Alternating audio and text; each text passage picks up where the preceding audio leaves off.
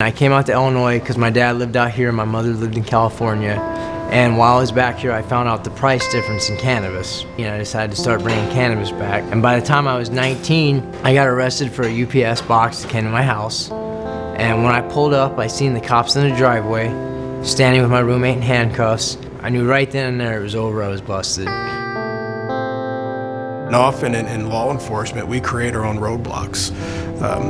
We put barriers in front of people trying to get their lives back in order. If there was a poster child for reform or even for a pardon, someone that is deserving, someone that's worked and has proven that he has paid his debt to society, he has paid the debt to the state of Illinois and the citizens of, I think Jason is that poster.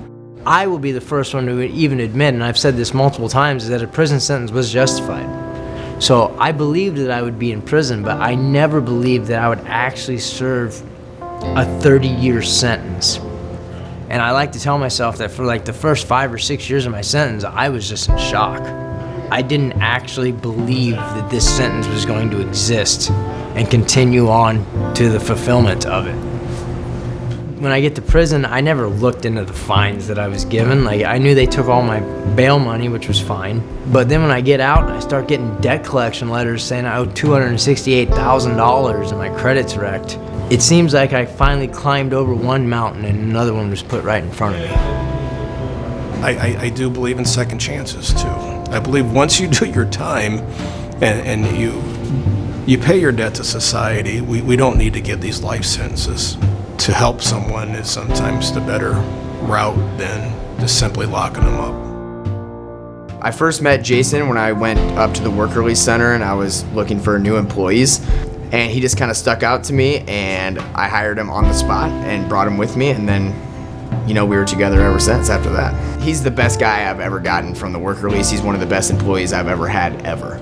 He's incredibly smart, incredibly hardworking and driven. I eventually made him the manager and trusted him with everything, money and keys and all of that stuff while he was still in prison.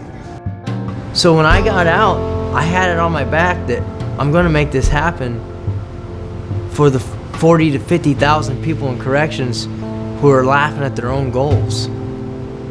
And so a lot of times, I'm driven to just show that impossible is only the boundary inside your own head. Who in their right mind would ever think you're going to spend multiple decades in prison for nonviolent cannabis? It's impossible.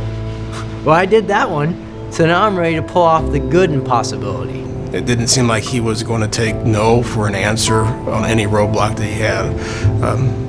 Even the admission process to get into this university, he believes in himself, and I think that's a big part of this as well. It just taught me that all people are redeemable. I think Jason sat in prison for 13 years and all he did was read and study and try to better himself the entire time he was there. He has really paid his debt to society way more than he ever deserved to pay for cannabis. It was early June. I'm driving down the road. I got an email notification that my application status had been updated, and I pulled into a gas station. I just opened it up on my phone and it says, "Congratulations." And I got into Stanford, and I couldn't believe it. I felt like everything I'd been arguing for 12, 13, 14 years, telling people anything's possible.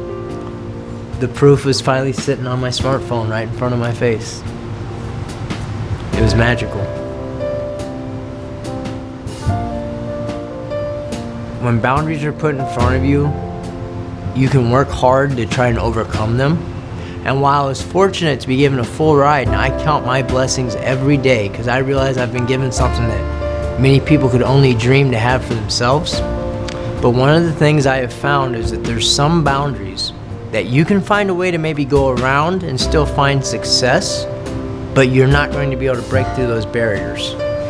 While I will always try to find a way to be successful and I'll try to push forward through all my barriers, I think my boss at Westside said it best when he said the biggest fear he has for me not getting the pardon is the world's going to be stuck with another rich, successful businessman instead of a world-changing scientist. We're losing as a society if we don't give him an opportunity to continue his path. This is an individual that's special.